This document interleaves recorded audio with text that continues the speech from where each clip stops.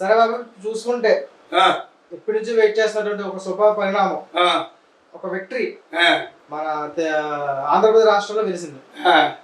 ఒక భారీ మెజారిటీతో టీడీపీ కూటమి అయితే అధికారంలో వచ్చింది, అఫీషియల్ గా రాబోతుంది కూడా. మీ అభిప్రాయం చెప్తారు? ఈ గెలుపుకి జగన్మోహన్ రెడ్డి కూడా ప్రతిపక్ష హోదా కూడా లేకుండా కూడా రావడం జరిగింది. అవును కదా, అవును కదా. మీ వరాహి ఛానల్లోనే 3 సంవత్సరాల నుంచి మాట్లాడుతున్నా. ఫస్ట్ ఇంటర్వ్యూ ఎక్స్ఆర్మీ అని పెట్టారు, నా పేరు తెలుసో తెలియకో, అక్కడి నుంచి మొదలైంది. అప్పుడు నేను దేశ రాజకీయాలు చెప్పాను కానీ స్టేట్ రాజకీయం చెప్పలా. ఆ తర్వాత సేవ మొత్తం నా ఎన్ని స్టేట్ రాజకీయం చెప్పుకుంటూ వచ్చా. ఏది ఏర్మాసిన కానీ నేను ఎవరన్నా కనుపోగొట్టారని ఇంకా ఇంకా మాట్లాడాం. అవన్నీ ఇప్పుడు కరెక్ట్ కాదు మాట్లాడతాం. ఇంకోటి చెప్పనా, ఒకప్పుడు మా అవనిగడ్డ అంబటి బ్రాహ్మణయ్య గారిని కూడా దేవినేని నెహ్రూ బాబాయ్ అని పిలిచేవాడంట. తెలుసా మీకు? తెలీదుగా? తెలియకపోతే కేసుకొట్టే. కిట్టున్న బొట్టున్న తొట్టు ఎవడో ఒకళ్ళ తొక్కగాడు. ఆడి బాబు పేరేంటి? నానియా? నానిగాడి మేనమామ, మేమంతా ఫ్రెండ్స్. దిగుతాలు గాడి కూడా నలబాబు గాడు కబడ్డీ ఆడాం. ఇంకోటి చెప్పనా, వాళ్ళ నాన్న బీడీలు అడుక్కునేవాడు. ఎవడు పేరు నానిగాడు బాబు, రుచ్చవాళ్ళకి బీడీలు అడుక్కునేవాడు. అయిపోయింది అటు చరిత్ర క్లోజ్. గెలిచాడో ఓడిపోయాడు చెప్పు? ఓడిపోయాడు. తర్వాత ఇంకా ఎవరో ఏ రమేష్ జోగి అడుక్కోవాలి. ఏ రమేష్ జోగి అడుక్కోమను. అయిపోయిందా చరిత్ర? ఇంకోటి ఎవరు? కొడాలి నాయక్ 20 సంవత్సరాలుగా 4 దఫాలుగా గెలుస్తున్నాడు. అది కూడా ఎన్టీఆర్ పుణ్యమే. జూనియర్ ఎన్టీఆర్ లేకపోతే పెద్ద ఎన్టీఆర్ లేకపోతే భువనేశ్వరం చంద్రబాబు పులిగడ్డ మా బావ పుణ్యమే. అది కూడా అయిపోయింది. ఓంనాథ్ ఎందాక కౌంటింగ్ లో దొబ్బేశాడు. మేము టీవీలు చూస్తాను పొద్దు నుంచి. ఇంకోటి ఎవరు? గన్నవరం వచ్చాడా? వెళ్ళిపోయాడా? ఉన్నాడా?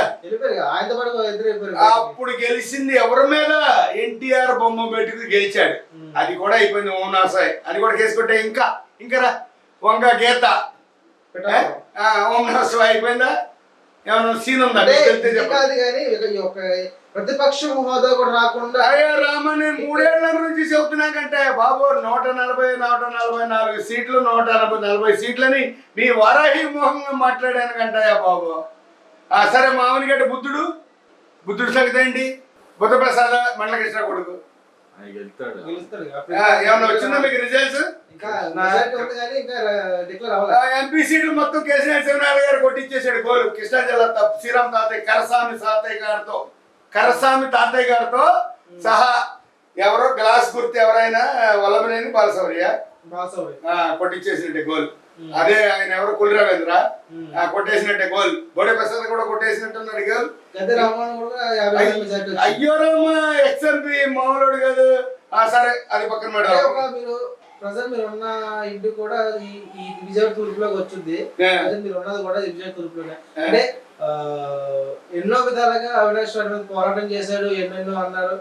గద్దె రామ్మోహన్ కూడా సౌమ్యుడని సైలెంట్ కూడా పేరు అయింది. ఆ ఇద్దరు వ్యక్తులు ఎలా అనిపిస్తుంది మీకు? అట్లా అంటారా? గద్దె రామ్మోహన్ ఎప్పటి నుంచి మంచోడే, సౌమ్యుడే, అంతా నాకు 4 తరగతి అంతా మంచోడే. ఆ టీడీపీని ఎప్పటి నుంచో నమ్మబెట్టుకుని ఉన్నాడు. ఇది 3వసారి గెలిచాడు. మొన్న టీడీపీ వాడిపోయినప్పుడు కూడా గద్దె రామ్మోహన్ గెలిచి ఉన్నాడు. ఇప్పుడు గెలిచాడు. ఏదన్నా కేబినెట్ లో మంచి పోస్టులు ఇవ్వాలి అతను. ఏదన్నా ముఖ్యమైన చంద్రబాబు ఆలోచించుకోవాలి. మనం ఏం చెబుతాం? సరే అదే అయితే ఇప్పుడు చాలా రోజుల నుంచి ప్రచారంలో పవన్ కళ్యాణ్ మాట అన్నాడు. ఏమని? జగన్ పని అయిపోయింది, అతాపాతం తొక్కైపోతే నా పేరు పవన్ కళ్యాణే కాదు. ఇప్పుడు పవన్ కళ్యాణ్ ఒక రేంజ్ లో ఆయన మెజారిటీ 70,000 చిల్లర మెజారిటీతో పిఠాపురం నియోజకవర్గం 73,000 ఇంకా పెరిగింది అంటున్నారు. కొద్దిగా అయిపోయిందా? అయిపోయింది. 73,000 గెలిచేసాడు. 27,000 తక్కువ లక్షకి. కానీ 21 సీట్లో పోటీ చేసిన జనసేన కన్నా 170 సీట్లో పోటీ చేసిన వైసీపీకి 12 సీట్లు వచ్చినాయి. 21 సీట్లో పోటీ చేసిన జనసేన 21 సీట్లు కూడా వచ్చినాయి కదా. 2019 జనసేనకి 75 ఇవ్వచ్చు, చంద్రబాబు 100 తీసుకోవచ్చు. 2019 మాటలు. లేదంటే ఇద్దరు కలిసి చెరో 2.5 రైళ్లు పెట్టుకోవచ్చు, లోకేష్ పవన్ కళ్యాణ్. అది తర్వాత మాట్లాడదాం. మోడీకి వెళ్దామా?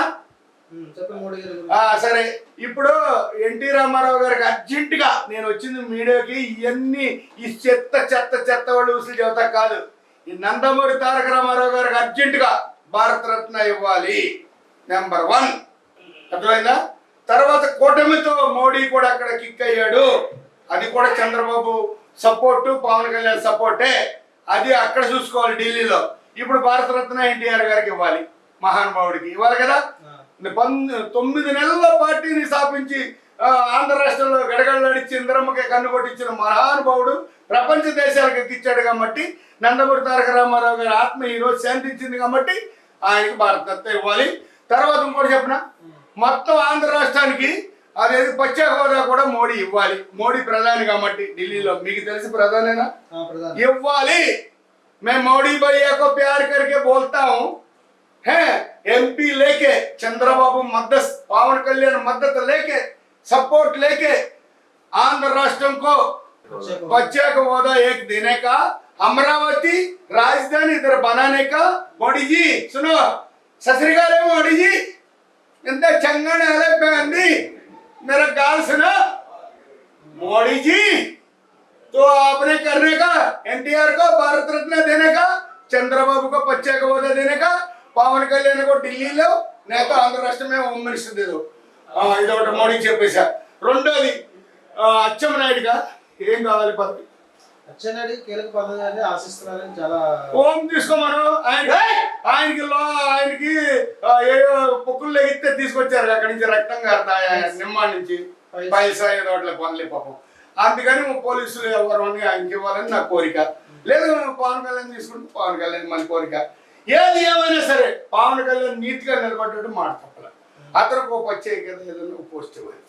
అది చంద్రబాబు పవన్ కళ్యాణ్ ఈ రోజు నైట్ మాట. అంటే ఇంకో విషయం అయితే, ఒక జగన్మోహన్ రెడ్డి, భక్త సత్యనారాయణ గారు మినిస్ట్రీలో ఉన్న వీరిద్దరు తప్ప మిగతా క్యాబినెట్ అంతా కూడా కనీసం డిపాజిట్ కూడా రాకుండా చాలా దారుణంగా ఓడిపోయిన పరిస్థితి. అవునా? మినిస్టర్ ఓడిపోవడం ఎక్కడ లేదు. అవునా? అవునా? ఉన్నాడా మిగిలి ఇంకా వాడిపోలేదా? లేదు, జగన్మోహన్ రెడ్డి అవునా? జగన్మోహన్ రెడ్డి ఉండిపోతే తప్పకూడదు, సీటు గెలవచ్చులే జగన్మోహన్ రెడ్డి. అది పులివెందులోనా?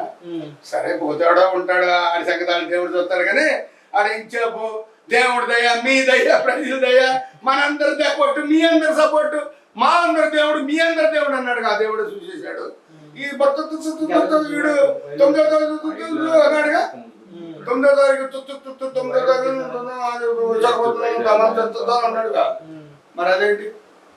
అది మీరే చెప్పాలి. జూన్ 9న వైజాగ్ లో ప్రమాణ స్వీకారం ఉంది, బస్సులు బుక్ అయిపోతాయి, ఫ్లైట్ బుక్ అయిపోతాయి, ట్రైన్ బుక్ అయిపోతాయి అని చాలా అన్నారు కదా. అవునా? మరి 9వ తారీఖు ప్రమాణ స్వీకారం ఎవరు చేస్తారు? ఇప్పుడు విజయనగరంలో ఉన్నాను, మాకు అంతకన్నా